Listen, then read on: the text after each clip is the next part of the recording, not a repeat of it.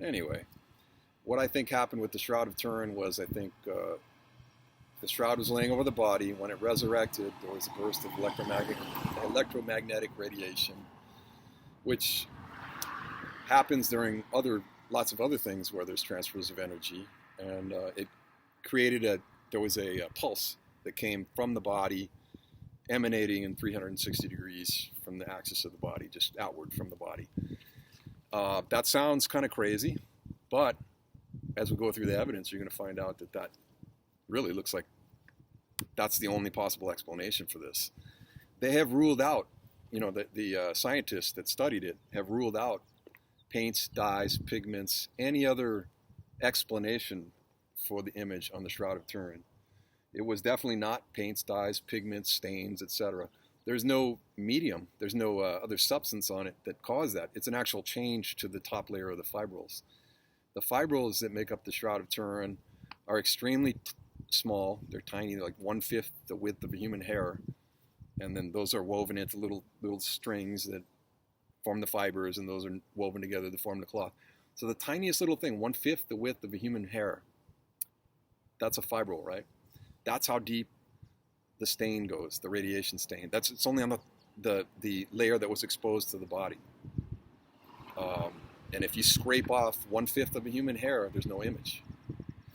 But as it stands now, there is an image. It's very clear. It's photographically negative.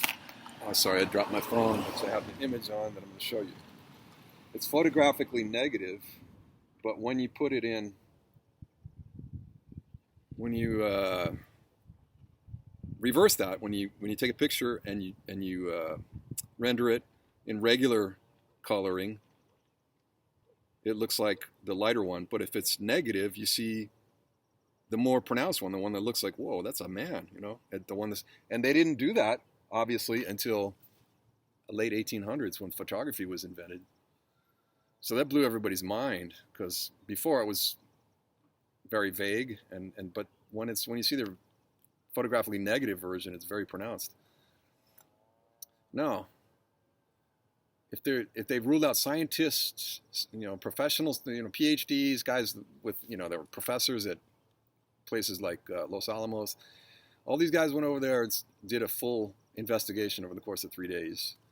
And they could find no other means of that image being there except radiation. And not only that, it's extremely subtle radiation, because it only goes 1/5 the width of a human hair deep. Beyond that, it's three-dimensional. Oh, yeah, it's three-dimensional. They actually, when you look at the image that when you take a picture of it, you look at the photographically negative image, and it shows all the detail. That, when you look at that image, it's tweaked. There's things that are out of proportion. The fingers seem too long. There's a variety of things that seem like out of proportion.